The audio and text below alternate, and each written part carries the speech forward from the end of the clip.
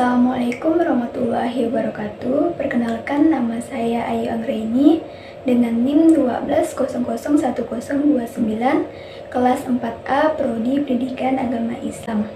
Nomor absen 24. Pada video kali ini saya akan menjelaskan materi tentang menganalisis ketentuan makanan halal. Baiklah, langsung saja kita membahas tentang materinya. Menganalisis ketentuan makanan halal. Adapun poin-poin pembahasannya yaitu pengertian makanan halal, dan yang kedua hukum memakan makanan halal, dan yang ketiga syarat makanan halal, dan yang keempat kriteria makan halal, dan yang kelima hikmah memakan makanan halal. Yang A. Pengertian makanan halal. Makanan halal berasal dari bahasa Arab yang berarti melepaskan, tidak terikat, dan dibolehkan. Secara etimologi, halal berarti hal-hal yang boleh dan dapat dilakukan karena bebas atau tidak terikat dengan ketentuan-ketentuan yang melarangnya. Sedangkan dalam ensiklopedia hukum Islam, yaitu segala sesuatu yang menyebabkan seseorang tidak dihukum jika menggunakannya, atau sesuatu yang boleh dikerjakan menurut syara. Sedangkan dalam buku petunjuk teknis pedoman sistem produksi halal yang diterbitkan oleh Departemen Agama disebutkan, makanan adalah barang yang dimaksudkan untuk dimakan atau diminum oleh manusia, serta bahan yang digunakan dalam produksi makanan dan minuman. Sedangkan halal adalah sesuatu yang dibolehkan menurut ajaran Islam. Dan yang berikutnya, hukum memakan makanan halal.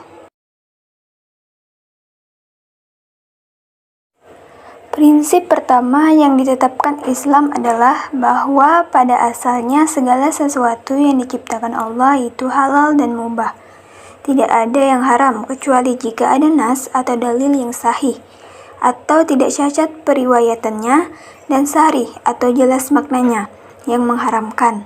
Pada dasarnya semua makanan dan minuman yang berasal dari tumbuh-tumbuhan, sayur-sayuran, buah-buahan, dan hewan adalah halal, kecuali yang beracun dan membahayakan nyawa manusia. Para ulama sepakat bahwa semua makanan dan minuman yang ditetapkan Al-Quran keharamannya adalah haram hukum memakannya, baik banyak maupun sedikit. Adapun dasar hukum tentang makanan halal, yaitu di dalam Al-Quran, yang berbunyi A'udzubillahi minasyaitonirrajim. Bismillahirrahmanirrahim. Ya ayyuhan nasu kulu mimma fil ardi halalan thayyiban wa la tattabi'u khutuwatis syaitan innahu lakum aduwwum mubin. Dan artinya, hai sekalian manusia, makanlah yang halal lagi baik dari apa yang terdapat di bumi, dan janganlah kamu mengikuti langkah-langkah syaitan, karena sesungguhnya syaitan itu adalah musuh yang nyata bagimu. Quran Surah Al-Baqarah ayat 168. Dan surah berikutnya yang berbunyi A'udzubillahi minasyaitonirrajim. Bismillahirrahmanirrahim. Wa kulu mimma razaqakumullahu halalan thayyiban wattaqullaha allazi antum bihi mu'minun. Yang artinya, dan makanlah makanan yang halal lagi baik dari apa yang Allah telah rezekikan kepadamu, dan bertakwalah kepada Allah yang kamu beriman kepadanya. Quran Surah Al-Maidah ayat 88. Dan yang kedua, hadis Rasulullah SAW, yang artinya, Abu Hurairah ia berkata, Rasulullah SAW bersabda, wahai sekalian manusia, sesungguhnya Allah itu baik. Dia tidak akan menerima sesuatu melainkan yang baik pula. Dan sesungguhnya Allah telah memerintahkan kepada orang-orang mukmin seperti yang diperintahkannya kepada para rasul. Firman-Nya, wahai para rasul, makanlah makanan yang baik-baik atau halal, dan kerjakanlah amal saleh. Sesungguhnya aku maha mengetahui apa yang kamu kerjakan. Dan Allah juga berfirman, "Wahai orang-orang yang beriman, makanlah rezeki yang baik-baik yang telah menceritakan kepada kami telah kami rezekikan kepadamu."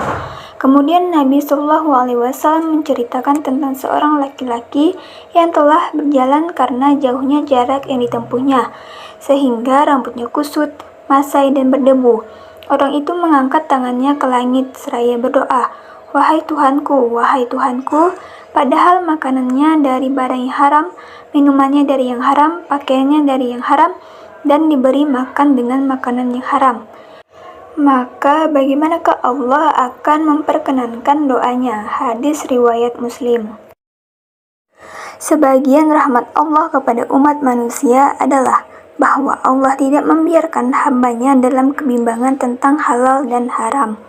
Sebaliknya, Allah menjelaskan yang halal dan menguraikan yang haram. Bagi sebagian orang, beberapa masalah halal dan haram tidak begitu jelas, karena ketidakjelasan dalil-dalil dan kebimbangan dalam menerapkan nas dalam realita kehidupan. Islam menekankan sikap wara, yakni bahwa seorang muslim hendaknya menghindari hal-hal yang subhat, supaya tidak terjerumus ke dalam hal yang haram. Prinsip ini didasari oleh sabda Rasulullah SAW yang artinya, telah menceritakan kepada kami Muhammad bin Abdullah bin Numair Al-Hamdani, telah menceritakan kepada kami ayahku, telah menceritakan kepada kami Zakaria dari Asy-Sya'bi dan An-Nu'man bin Bashir. Dia berkata, saya mendengarkan dia berkata, saya pernah mendengar Rasulullah SAW bersabda, Nu'man sambil menunjukkan dengan dua jarinya ke arah telinganya, sesungguhnya yang halal telah nyata atau jelas, dan yang haram telah nyata, dan di antara keduanya ada perkara yang tidak jelas, yang tidak diketahui kebanyakan orang. Maka barang siapa menjaga dirinya dari melakukan perkara yang meragukan, maka selamatlah agama dan harga dirinya. Tetapi siapa yang terjatuh dalam perkara syubhat, maka dia terjatuh kepada keharaman. Tak ubahnya seperti gembala yang menggembala di tepi perkarangan. Dikhawatirkan ternaknya akan masuk ke dalamnya. Ketahuilah, setiap raja itu memiliki larangan, dan larangan Allah adalah sesuatu yang diharamkannya. Dan berikutnya ada syarat makanan halal. Dalam hal makanan ada dua yang dikategorikan kehalalannya, yaitu halal dalam mendapatkannya dan halal zat atau substansi barangnya. Halal dalam mendapatkannya maksudnya adalah benar dalam mencari dan memperolehnya, tidak dengan cara yang haram dan tidak pula dengan cara yang batil. Jadi makanan yang pada dasar zatnya halal namun cara memperolehnya dengan jalan haram seperti mencuri, hasil korupsi, dan perbuatan haram lainnya, maka secara otomatis berubah status hukumnya menjadi makanan haram. Adapun syarat dari makanan halal yang pertama, suci bukan najis atau yang terkena najis. Allah berfirman yang berbunyi, A'udzubillahi minasyaitonirrajim. Bismillahirrahmanirrahim. Innama harrama alaikumul maitata waddama walahmal khinziri wa ma uhilla bihi li ghairillah wa man itturra ghaira bagin wala 'adin fala isma alaih innallaha ghafurur rahim. Yang artinya sesungguhnya Allah hanya mengharamkan bagimu bangkai, darah, daging babi, dan binatang yang disembelih dengan nama selain Allah.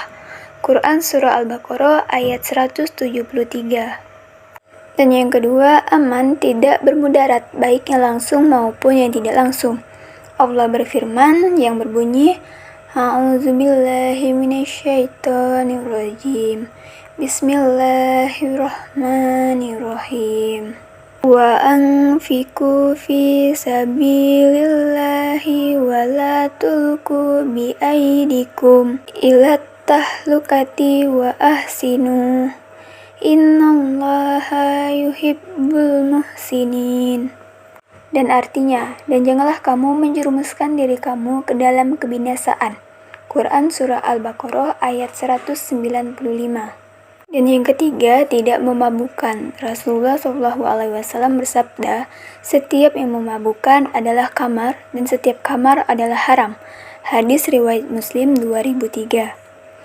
Dan yang keempat, disembelih dengan penyembelihan yang sesuai dengan syariat jika makanan itu berupa daging hewan. Dan berikutnya ada kriteria makanan halal.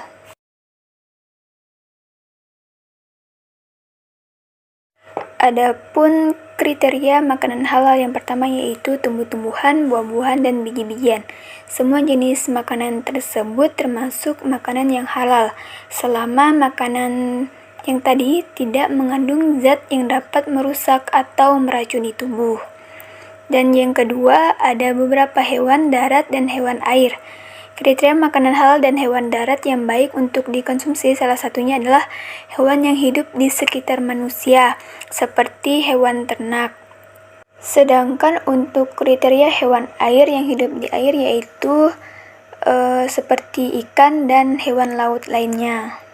Sebuah hadis menjelaskan mengenai hal ini bahwa dihalalkan bagimu binatang buruan laut dan makanan yang berasal dari laut sebagai makanan yang lezat bagimu dan bagi orang-orang yang dalam perjalanan. Selain itu juga terdapat hewan yang hidup di darat dan air. Menurut pendapat para ulama, seluruh hewan yang hidup di dua alam ini halal kecuali kodok, buaya, dan kura-kura karena terdapat hadis yang mengharamkannya. Dan yang ketiga, tidak mengandung zat kimia berbahaya. Zat-zat kimia seperti pestisida kimia, pupuk kimia, pewarna, dan perasa kimia, serta pengawet kimia, formalin tidak diperbolehkan karena berisiko pada kinerja organ pada tubuh. Kemungkinan untuk terkena penyakit menjadi sangat besar, bahkan hingga menyebabkan kematian. Dan yang keempat, tidak kadaluarsa atau membusuk. Makanan yang kadaluarsa dapat menyebabkan perubahan pada warna, rasa, dan bau makanan. Biasanya hal ini terjadi pada makanan olahan yang sudah lewat batas kadaluarsanya. Begitupun halnya dengan makanan yang membusuk seperti bangkai hewan. Dalam surah Al-Maidah ayat 3 dijelaskan yang artinya diharamkan bagimu atau memakan bangkai, darah, daging babi, atau daging hewan yang disembelih atas nama selain Allah, yang tercekik, yang dipukul, yang jatuh di tanduk, dan yang diterkam binatang buas, kecuali kamu sempat menyembelihnya. Quran Surah Al-Maidah ayat 3. Dan yang kelima, disembelih dengan menyebut nama Allah. Walau hewan ternak termasuk dalam kriteria makanan halal untuk dikonsumsi, namun tetap harus disembelih dengan menyebut nama Allah Subhanahu wa Ta'ala. Jika tidak, maka dikhawatirkan hewan yang disembelih tersebut tidak menjadi berkah dan tidak mendapatkan manfaat bagi yang memakannya. Seperti disebutkan dalam surah An-An'am ayat 121 yang artinya, seperti disebutkan dalam surah Al-An'am ayat 121 yang artinya, dan janganlah kamu makan sembelihan yang tidak menyebut nama Allah, dan sesungguhnya yang demikian itu fasik. Quran Surah Al-An'am ayat 121. Dan yang terakhir ada hikmah memakan makanan halal.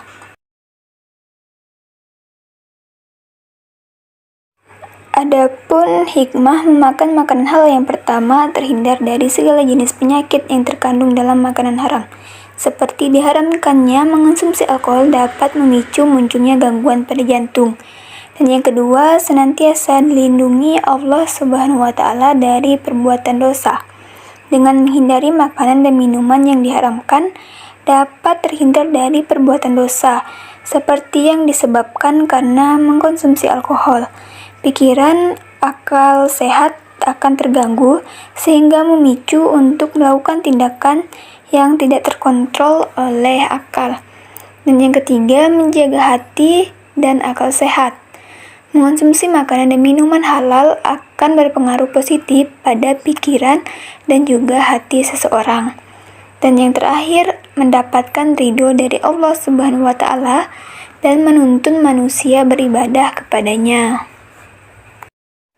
Adapun kesimpulannya, makanan yang baik atau yang halal adalah segala sesuatu yang diperbolehkan oleh syariat untuk dikonsumsi kecuali ada larangan dari Allah Subhanahu wa taala dan Nabi Muhammad SAW, serta baik bagi tubuh kita atau tidak mengganggu kesehatan tubuh, baik dalam waktu dekat maupun dalam waktu yang akan datang.